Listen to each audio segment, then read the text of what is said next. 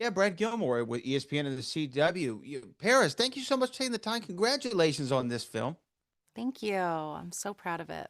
You should be. You should be because when I was watching it, especially in the early scenes of it, it just reveals so much about exactly who you are and the way that and so much that you put into this, right? So much that you put into this. But I wanted to ask you about the pressure of the character sometimes you felt like you have to put on, right? Mhm. You see it in the early moments in the film or right before you walk in. You feel like you have to walk into the room as Paris and coming to grips with that. Can you kind of explore Mhm. with me your thought process on that a little bit?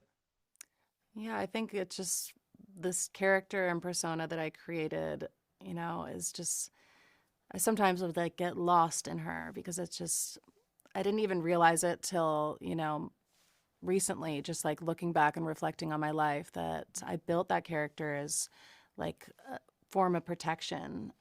Just from going through so many traumatic experiences in my life, like I think it was just like built as like this armor to protect myself. And then getting offered the first reality show with The Simple Life and being told by the producers to play this kind of dumb blonde airhead character and then having to continue that on season after season. And then the whole world just thought that's who I was.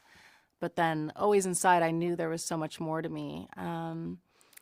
But yeah, I think it's like a character will always be a part of me, but I love now that people can see that there's so many different sides to me. And now I just see it not as a form of protection, more as just like my fun, silly side.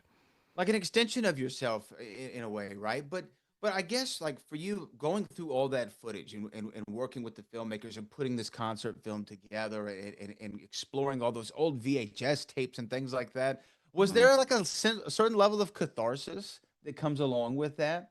Yeah, definitely. Just all of it was like very like therapeutic in a way and just extremely like healing to my inner child, but also extremely emotional just to like look back on so many things that, I didn't want to think about or like tried to forget. But then also so many fun, exciting moments. Like I've lived such a full life and so many things have happened in my life.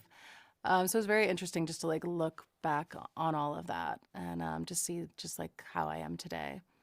So before anybody walks on a stage, especially you, to go do what you love, there's that couple seconds where the butterflies enter, right? The performance anxiety is coming in, but you just hope those butterflies line up and fly straight.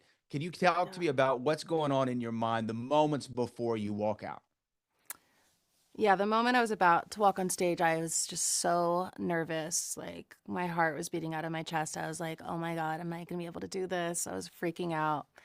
But then as soon as I got out there and I just looked into the audience and I could feel the energy and everyone screaming and crying and singing and like just so happy, like all of the nervousness just like completely went away. And I was like, you know what? I was born to do this. Like, let's rock this.